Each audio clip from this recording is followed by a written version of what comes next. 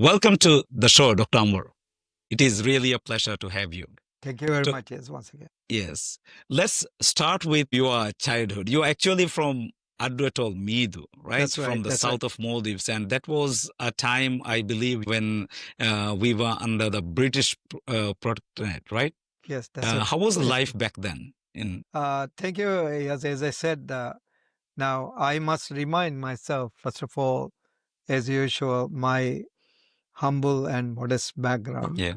I come from, as you said, one of the southernmost islands of the Maldives. It's Midu in Adwetol.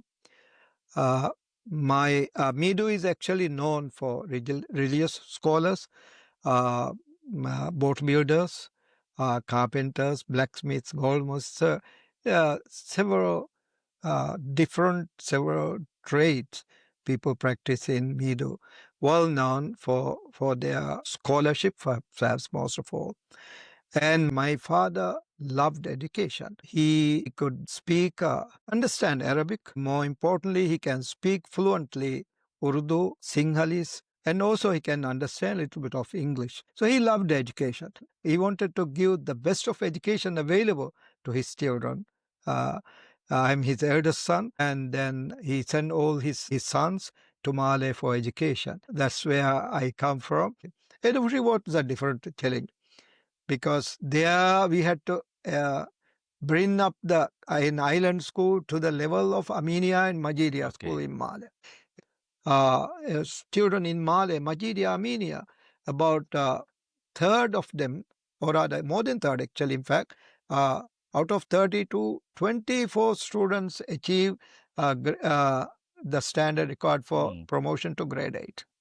Wonderful. Yeah. Yeah, that was incredible experience.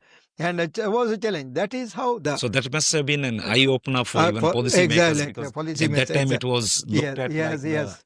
Well, island kids are not good enough not for. not again. But then we had to prove it. Yes. And same examination, the school, Majidia, Armenia, Baito education or Hadal education, which the students set for the same examination. And you see, can you believe out of 32, 28 children got the required standard. Wonderful.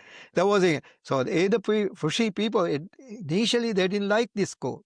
So, That was the so they had a community school. Yes, The yes. education center was built by the By government. government. They didn't like the people but later on, when this results came, they were, excited. And most of them sent their children to Male.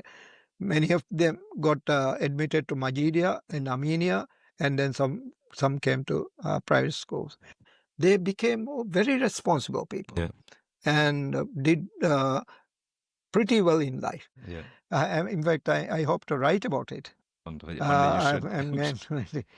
Uh, And you must have been very young. Right? yes, I was only 24 years. Oh. Then I may still have been the youngest, I told you, if I don't know. And he asked me, I said, Zarir, he is a very interesting person. So he said, hey, Anwar, would you like to become an Netoji? I said, would you give me that post? Yeah. So from there, you were transferred into higher education, right? I was transferred to the Ministry of Higher Education. And I was put in charge of, Maldives. In those days, it was called Accreditation board. Maldives Accreditation Board, maybe. I was put in charge of that. Before the registration of college, actually we started with Institutes of Higher Education, Villa Institute of Business Management, Villa Institute of Information Technology, Villa Institute of Education, so on. So we had we had institute for that. And then these institutes, our plan was come as a college, the umbrella organization of college will come beyond that. Yeah. So these institutes should become faculties. That's what we decided. Yeah, that's sort of. Then it was difficult. Did not get much support at that time. But then with chairman, we had a meeting to inaugurate the institutes first. Yeah. The minister, who was the chief guest, also spoke about the need for a college, and then after that the college, the registration came, easily. That's how we get it. What is the advice you would give to that? What they need to do or consider? Yes, I think Japanese philosophy.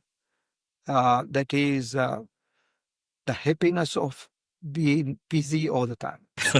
And the happiness of doing something. yeah, you keep on working. Is one. If you talk to middle class or rather the reasonably mature people, you talk about these things are unretirable. Why should you be thinking of retiring, not working? You got to work. You got to give something to the people. Always the pleasure of giving something to other people, to the society, to your country has to be one.